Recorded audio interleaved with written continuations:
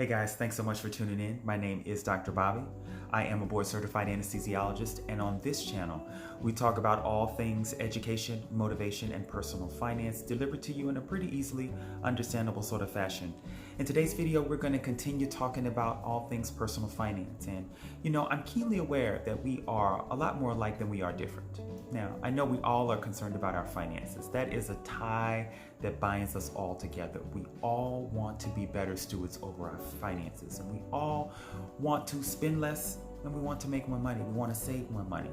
And in today's video, I'm going to take the opportunity to talk about some tips that I believe will help to improve your financial health starting today. All right, now just as an aside, I am not a financial advisor, and all the information that we talk about in this video are based on my opinions and my experience. So if you find yourself in a situation that you're questioning whether or not this information will apply, please consult a financial advisor. Now, without further ado, here are some tips that will help you improve your financial health starting today. Tip number one. You've got to learn to spend less money. Now, this may sound like something that is intuitive to most people, but it actually really is not. Spending less money really comes down to tracking your expenses. Tracking your expenses is something that's been made pretty relatively easily now with the advent of technology.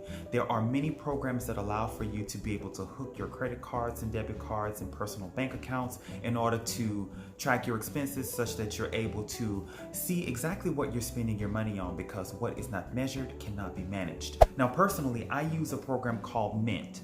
Mint is essentially a tool that is used to track your spending such that you can then evaluate the data that you collect to form a budget. So with this program, what you do is you hook up all of your cards. You hook up your credit cards, your debit cards, your bank accounts. And what I typically do is I will track my expenses for about a month, and then I will go back and analyze this data. Tracking your expenses gives you a lot of information as to where exactly all of the money is going. You can then use this data to sort of figure out what your fixed expenses are. Your fixed expenses are the expenses that are necessary for you to keep a roof over your head and for you to keep the lights on and food inside of your belly. They are the basic expenses that are necessary for you to function.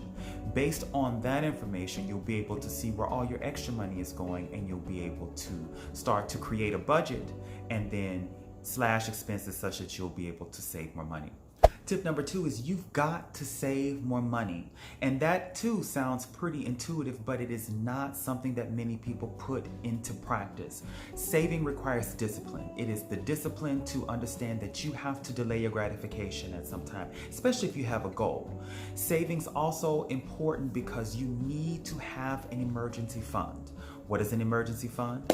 An emergency fund is essentially money that you have set aside in the event that you have an unexpected emergency, or money that is set aside in the event that you are incapacitated or unable to have income. Take the COVID-19 crisis, for example. COVID-19 has happened. It has inundated many people's finances in that they're essentially making less money or they're not making money at all. And so what do you do in these situations where you're found in a situation where you have no money? You have to rely on your emergency fund to sustain you in times when you aren't able to have income. The easiest way to start to develop an emergency fund is once you've established a budget of your fixed expenses and you've established an amount of money that you can reasonably save per month, whether that be 1%, 2%, 3% of your overall net pay, you can then put that money into a high interest bearing account such that you're able to gain some level of interest on the money. Most financial experts say that having at least 3 months of your fixed expenses in an emergency account is really what is the advised plan in the event of a catastrophic emergency. However, I recognize that having that amount of money may not necessarily be feasible to most people, but what I would suggest you do is to save enough money liquid in a bank account such that you have an emergency fund of at least 1 month of expenses. Because really it boils down to the fact that it's not a question of if the rain is going to come, it's a question of when the rain is going to come, and you do not want to be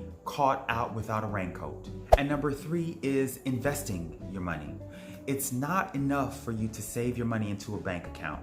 Sure, saving in an emergency fund in a liquid fashion such that you have cash readily available in the event of an emergency is absolutely important, but saving massive amounts of money in a bank will not yield wealth. Think of investing sort of like having your money in situations where it's working for you even when you sleep.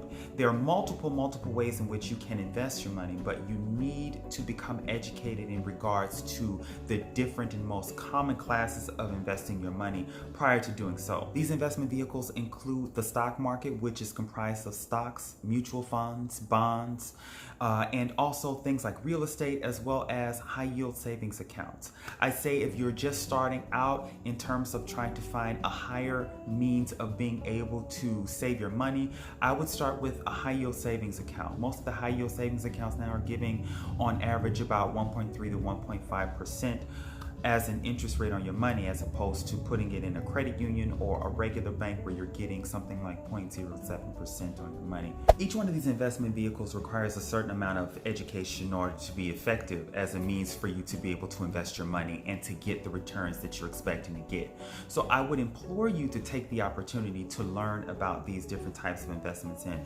assuming I get enough interest in this sort of a topic, I may actually decide to do a video on how to evaluate stocks and mutual funds, as well as how to sort of diversify your portfolio to give yourself the best chance of yielding a decent return. And again, remember that every class of an asset has a different level of risk, and you have to sort of know what your risk tolerance is before you choose to invest.